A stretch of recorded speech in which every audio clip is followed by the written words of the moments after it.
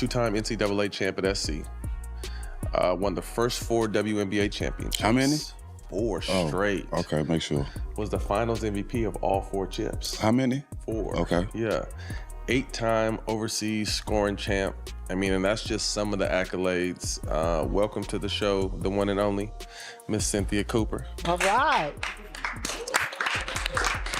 2 legends, 1 rookie, and a firestorm of praise, pettiness, and public shade. When Cynthia Cooper, the 4-time WNBA champ, finals MVP machine, and basketball pioneer, sat down to talk Caitlin Clark, she didn't hold back. She gave Clark her flowers, her respect, and a verbal crown all in one breath. It was powerful, sincere, and rare. In a league where rookie praise often comes with asterisks, Cooper's endorsement sounded like a coronation. But just when the moment seemed pure, Sheryl Swoopes, another WNBA legend, agent, and former teammate of Cooper, stepped in with the subtlety of a foghorn. Her comments weren't just skeptical, they were drenched in condescension, passive aggression, and a strange obsession with tearing Clark down. One word to describe Caitlin Clark. Amazing. Yes. A beast. She is the truth. Let's not forget who Cynthia Cooper is. The woman dragged the WNBA into relevance in the late 90s. 4 straight championships with the Houston Comets, finals MVP in all 4, 8-time overseas scoring champion. Her resume reads like a cheat code. So when she calls Caitlin Clark amazing, a beast, and the truth, you sit up and listen. Cooper didn't stop at platitudes. She broke down the film. She talked about Clark's elite court vision, her Steph Curry-like range, and her deceptive craftiness. She highlighted the nuance, the intelligence, the playmaking, things that often get lost behind the viral logo threes. In Cooper's words, Caitlin isn't just a shooter. She's a complete basketball player, and she's just a rookie.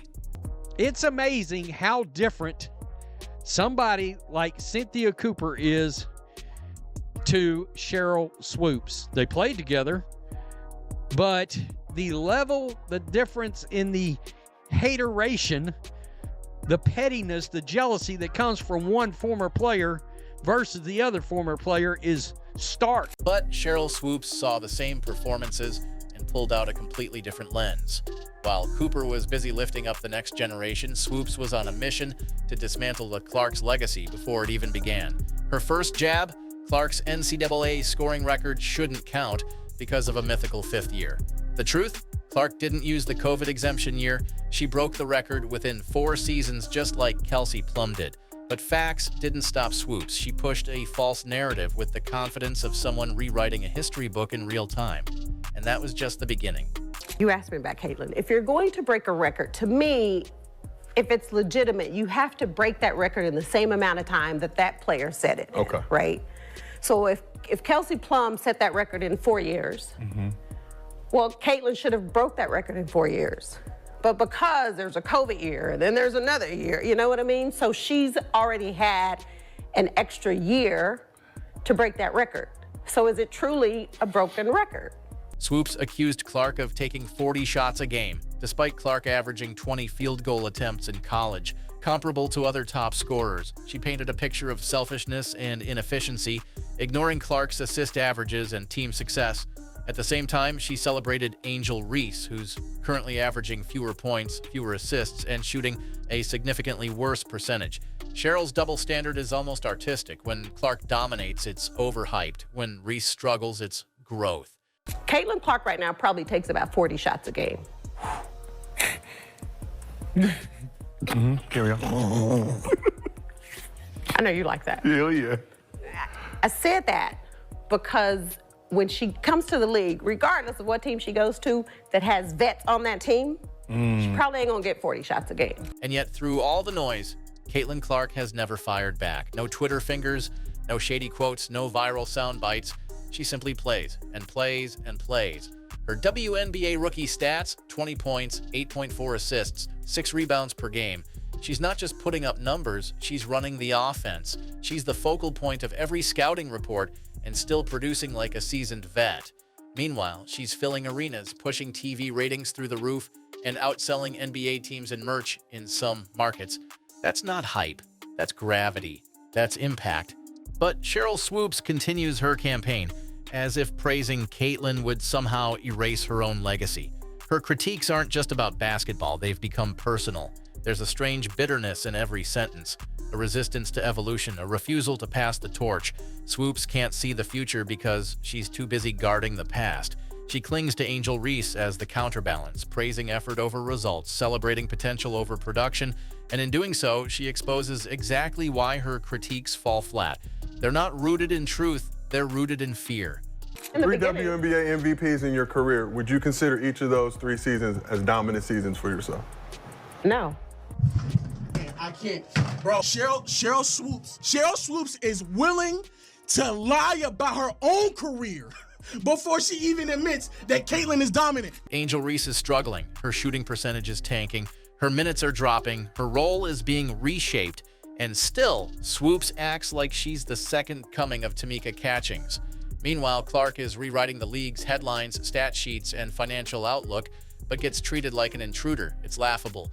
When did dominance become controversial? When did greatness become offensive? Cynthia Cooper doesn't see it that way. She recognizes Clark for what she is, the WNBA's biggest opportunity, the rising tide, the bridge to mainstream attention. Cooper knows that legends don't gatekeep, they elevate.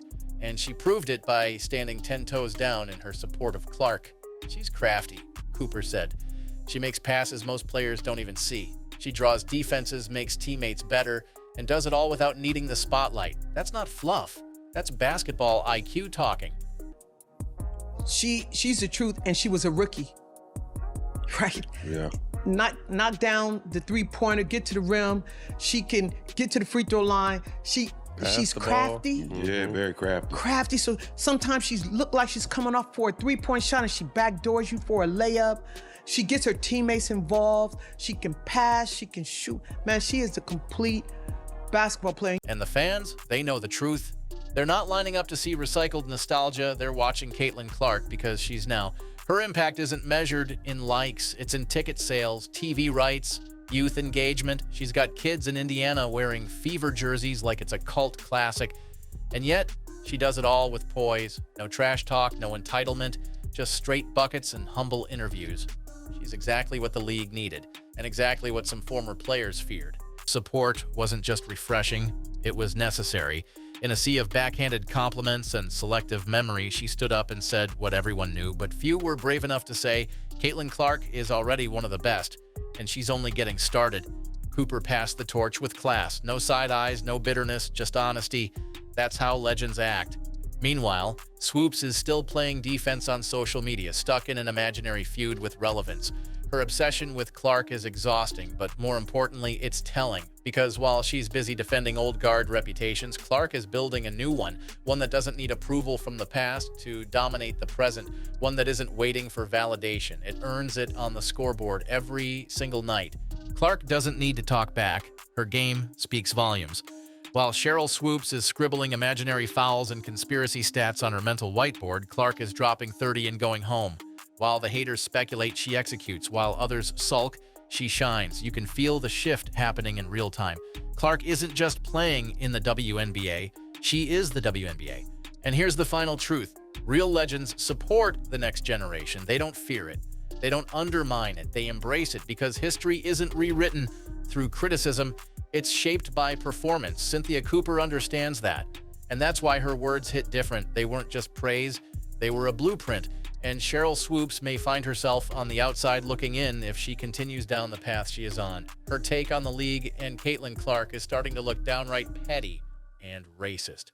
And I heard you gave me my flowers. I got a little emotional. So I'm also going to return this to you. One, because you deserve it. Thank you. As a Black woman, to watch you walk in your truth, regardless of what everybody says, how they feel. Perfect name for this podcast. So if you agree with Cynthia Cooper, drop a Coop and CC in the comments below.